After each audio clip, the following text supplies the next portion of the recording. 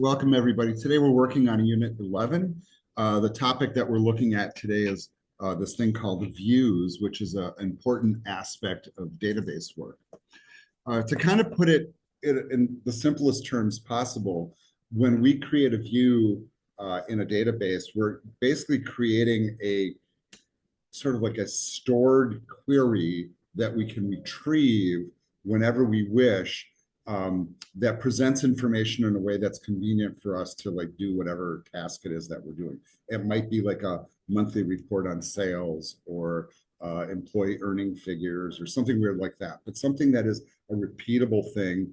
We create it, we name it, and as you can see, just even from the basic syntax on the screen here, right, that we issue this command basically to create a view. We name it, we can alias it if we wish, and then we do our query as we normally would do. So like below, the query looks like a very simple one, and it could be just really a very simple one, or it could be a very, very complex one. It really kind of depends on what the circumstance is. I'm going to bop us over to W3 Schools here so we can take a look at the information. I'm going to do so in my Brave browser, right? And you guys know I always push this browser because this one's got all the ad blockers, pop-up blockers, tracking blockers, and inhibitors already in place. So you don't have to worry about that, but mostly so that I don't get like third-party ads on the screen while I'm presenting. So let's read their description of this and notice how they start talking about it. They say that a view is a virtual table based on the result of some sort of a SQL statement. So like whatever type of query we might write, this creates a table. And notice, the keyword is virtual here, right? The table doesn't actually exist in the database. It becomes a construct when we're utilizing a view. And then when that view is not around, that construct goes away. So it doesn't become permanently embedded in the database. But as you can imagine, when a business is running information in a database, they often will have needs to have repeatable types of queries that they run that are maybe highly specialized, that really don't require having that data permanently encoded into the database, but really is just useful for the task at hand. And I think the example I was just given before is like maybe they have a monthly sales report, or maybe they're looking at certain aspects of their employees and they want to kind of capture that on a long-term basis. So let's keep reading the description here. A view contains rows and columns, just like a real table. The fields in a view are fields from one or more real tables in the database. So they don't come from nowhere. They come from tangible data that we already have. You can write basically any SQL statement that you need to generate the view, and that can be a combination of any of the techniques that we've learned. Subqueries, it could be using functions, it could be using all sorts of different logic. It can throw math into the equations, whatever you need to do to get that information to create that view. Right, there's the generic syntax for it. And I don't know if you guys caught that little comment there, this little note. The view always shows up-to-date data, which is one of the reasons why it's useful, right? So like if you run a view at, let's say, yesterday, and then you look at the information, and then a bunch of new information gets added to the database or deleted or removed, when you run it today, it's going to give you an updated view. So it's not locking the information into a table. And that's why it's virtual, right? Because it dynamically responds basically to what you're doing. They got a couple of basic examples here, right? And notice how that, we are, in this case, creating a view. This one they're calling Brazil customers. And notice how they put the keyword as, right, after it. So like what they're doing is that view, or whatever the query below or after the keyword as is producing, will get stored, or at least the approach of it is a better way to say it, gets stored in the name that you give it, right? And then after you've created it, and this is what the second example is about, then I can query the view.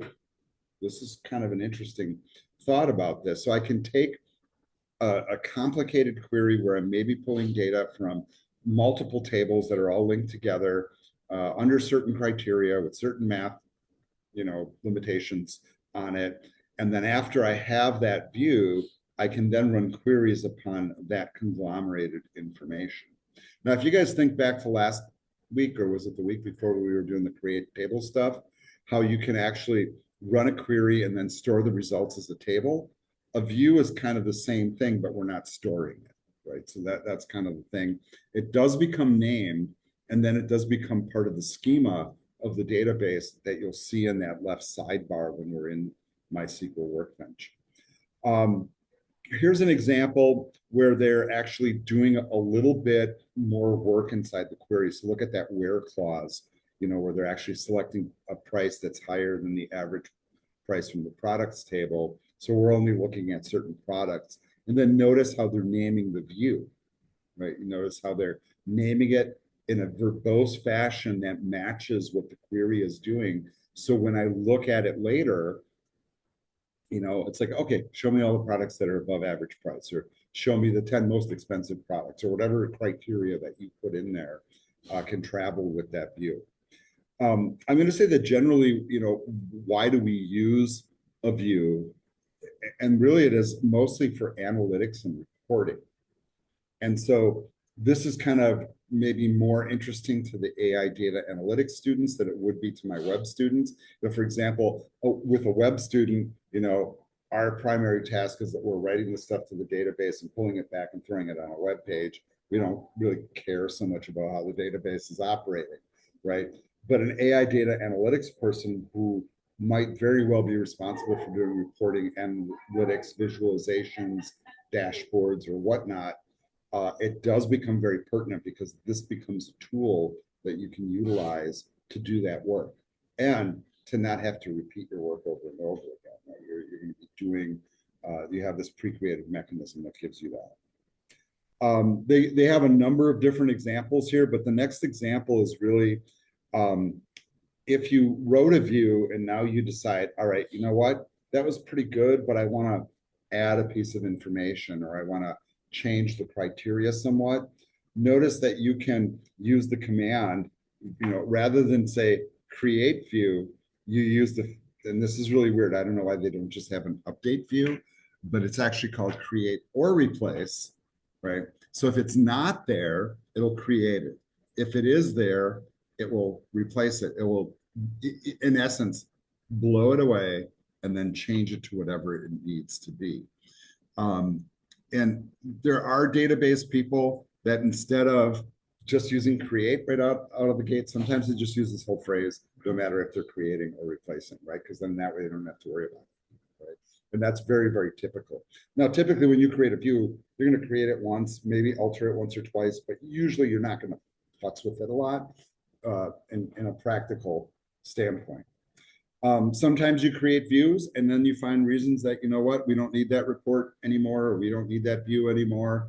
And you can just go in there and drop it by name, right? And I do want you to notice here that they're using the convention of square brackets for naming things. And that's, once again, a convention, not necessarily a rule. And then I don't know if you guys catch on to when I'm saying that, right? Because a lot of languages have conventions that people follow. Like for example, when you name like a field, we often will name it like first underscore name, or first name camel case with a capital N. Why do we do it like that? Well, I don't know. Other programmers do it like that. We just are comfortable. So we do that by convention and not by rule. There's sometimes when you do have to use the rules, though. This is not necessarily one of them. Right. So that's really kind of like the crux of the material for presentation here from W3 Schools. I do kind of want to point out a couple things that I've added here. I also have a little video that we're just going to watch really quick because it's very short. But some of the usefulness of using views, like if maybe it's not like popping in your head. So it says simplify complex queries.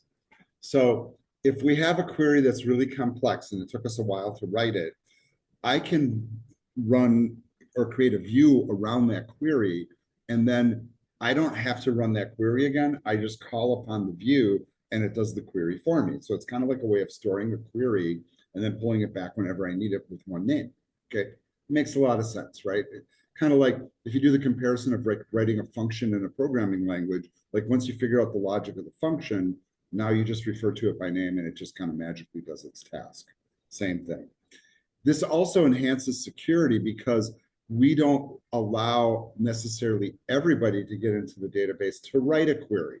Some people just utilize things that are pre-built. We're not going to give people access to the SQL code, but we will give them access maybe in our application to click a button and run a view because it's already done.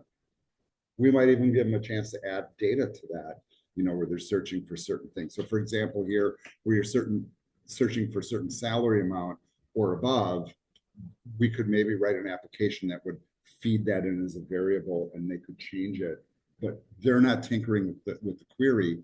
They're just using the query that we made to do the work so they don't have to have access to the code. So that does enhance security. And I want you to think about this. When we are writing queries in the database, that's really high level stuff, folks, right? Normal humans don't usually get to interface with the database on that level, which is one of the reasons the database people make good money, right? Yeah, so it says restrict access to specific columns or row of a table, right?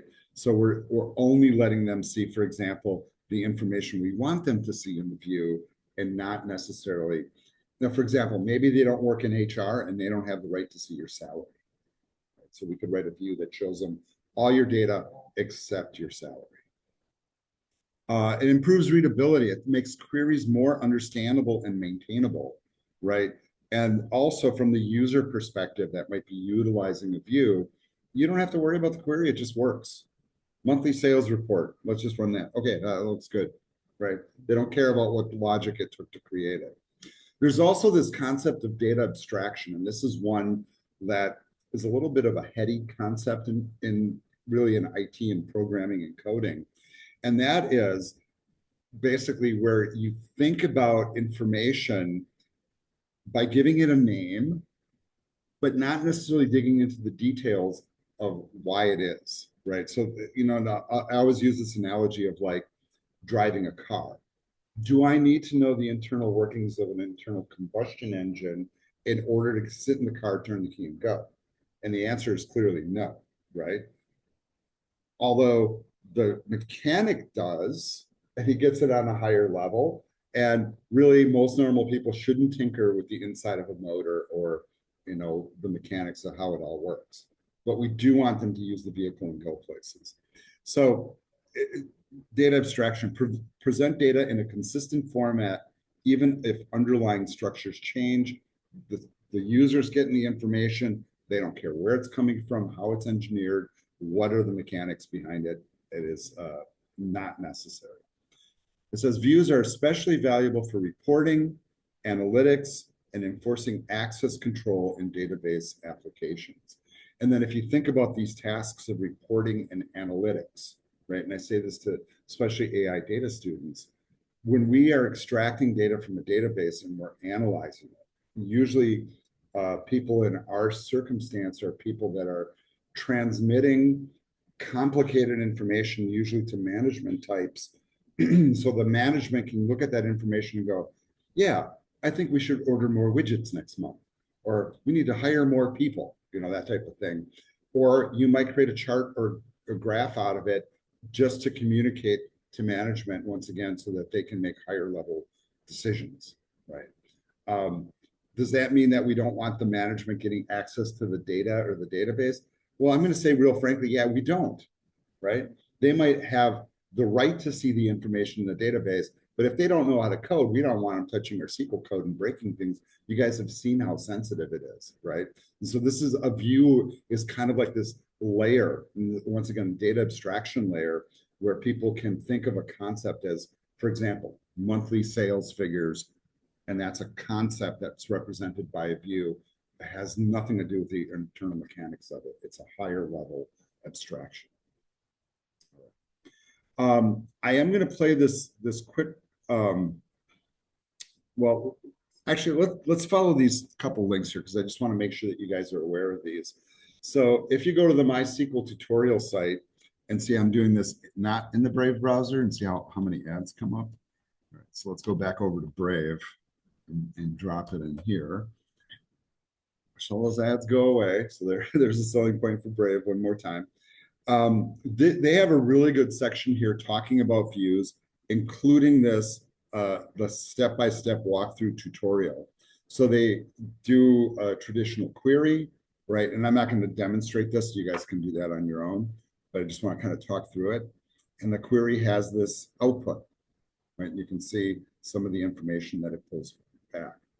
Now, I could take that same query, wrap it into a view. So I create view, give it a name. Notice here how they're not using square brackets. You guys picking up on that, right? Doesn't really matter what you call it, as long as the name is unique. One thing that convention, all right, so I'm gonna go back to that word convention, that a lot of people do when they're creating things that are of a certain nature, right? For example, remember last week we created an index, and I told you that a real common thing that programmers do when they write indexes in a database is they'll use a prefix and say like IDX or ID or maybe even use the whole word index, underscore, and then give it a name. And why do they do that? So you can just look at it really quick and go, oh, that's an index, right? They do a lot the same thing with views. So some people will just say like VW or use the whole word view and then prefix it to the name of the view, just so you know by looking at it quickly what type of object you're working with in coding. This is a real common practice also if you get into coding graphical applications. Eventually, you guys will get to the point where you're coding GUI applications and you put like a button on the screen or a text box on the screen and you name it with a prefix just so you know what kind of object you're looking at by looking at the code. So my suggestion is when we start coding is that we use prefixes to name certain types of objects on the screen. All right, sorry about the little delay there, folks. We had another guest in the classroom here. But like the point is, right, when you name it, using a prefix in front of the named object does become very useful. And you guys will notice that I'll try to enforce that when I'm coding through stuff. The whole point is, though, you really do use a regular query, and then you just save it as a view. And then once again, once you've done that, you've kind of saved your query, right? Is really kind of what's happened here. And then you can pull it back whenever you want. The information will always be updated. And then you can run the view by simply having a basic generic select command like this. This will just execute the view as it was written, whatever criteria were put into it.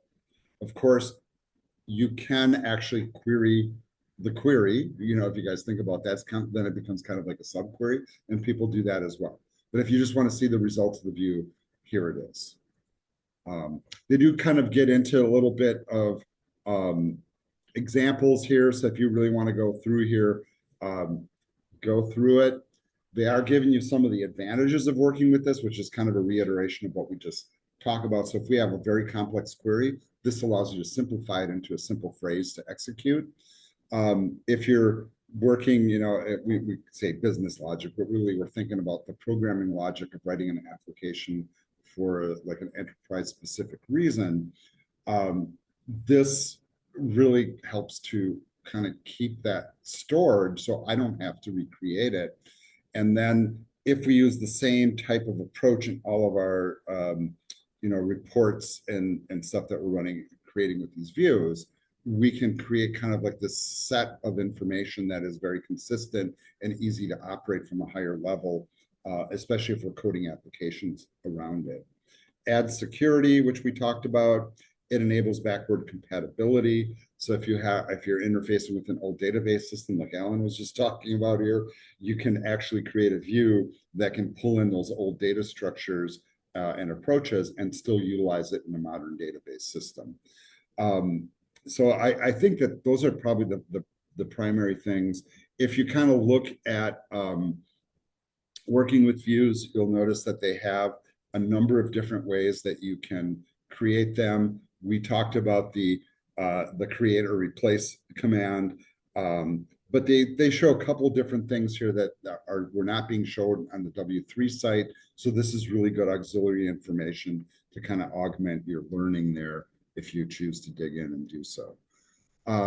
Coming back to our course shell here, and I'm not sure if this one that's one I was just looking at, but I have a brief little video. I'm just going to go ahead and play because it's only 3 minutes long. So let's just run this. This comes from LinkedIn Learning, by the way. And I'm not sure how many of you are familiar with this platform, but I do also kind of want to put this on your radar. I know I've done this before in class. So if you guys are like, oh, he's going to do this LinkedIn Learning thing again, I'm like, yeah, I am. Because this is really such a cool website that you guys have available to you for free as long as you're Gateway students and have an email account. Doesn't matter what program you're enrolled in, you have complete access to the library. If you come into this website, probably the easiest point of entry is to come in through My Gateway. So if you sign into My Gateway, and be mindful of the fact that my faculty version looks different than your student version, but they do have a card somewhere, and I think it looks kind of like this, although this seems to be devoid of most of the icons. That's really weird. Are you guys seeing the same thing? Right. Normally in this box here that says quick links, they will include a link to LinkedIn Learning. LinkedIn, for those of you that already know, is the kind of like the professional technical workers kind of social media platform owned by Microsoft, by the way. They have a video course platform called LinkedIn Learning, which is where that video that I was pulling up comes from. If you go into that platform, by the way, they have literally thousands of courses on all sorts of screen-related topics. Everything from coding to graphic arts to music production, video editing, animation. Oh my God, like anything you can do on the screen, they got complete courses from really top level, top-notch people. One of the things I always like to promote a little bit here is that one of our instructors here in the web program, Christian Herr, does develop videos for LinkedIn Learning, right? And a few other platforms. So I know it's of high quality because Christian is a very high quality instructor and super, super knowledgeable on all the stuff that he teaches.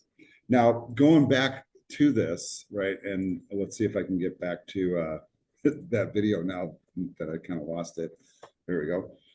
So I'm going to pull it up here on LinkedIn Learning. I think I had it open, but I'm going to let this roll and let this person talk to you. But at the same time you're watching this, I just want you to look at this interface here that we're just looking at a snippet from a particular course. But if you notice, this is a complete course in MySQL. And notice we're in the advanced topics area because creating a view is kind of getting a little more advanced. And this is the beauty of the platform. You can come in here, find a very particular topic and get lectured on it. Or if you wish, you got the time, you can go through the whole course. Some of these courses, by the way, will have quizzes or along the way. And if you take the quizzes and pass them, you earn a little badge and you can use that on your LinkedIn profile, right? Here's the other reason why I kind of promote this platform for my IT students. The stuff that we're teaching you here today in class, great, right? By the time you get out to the workplace, who knows what's next? It will have changed. It will have updated. There'll be a new version. Heck, there might be a whole new database system to learn. And then you're going out for the job. It's like, hey, man, I learned MySQL. What's this MongoDB thing, right? Which people are trying to hire. And then you can come in here and take the whole course on MongoDB. Like if you're going in for a job interview, you brush up on your skills really quick. Or if you're already working somewhere, you want to learn a new piece of technology, you just come in here and just check it out, right? And keep in mind, this is an expensive platform. I don't know what the monthly price is, like if you pay out of pocket, but it's something like 70, 80, 90 bucks a month. It's not cheap, right? It costs a whole lot more than like Netflix.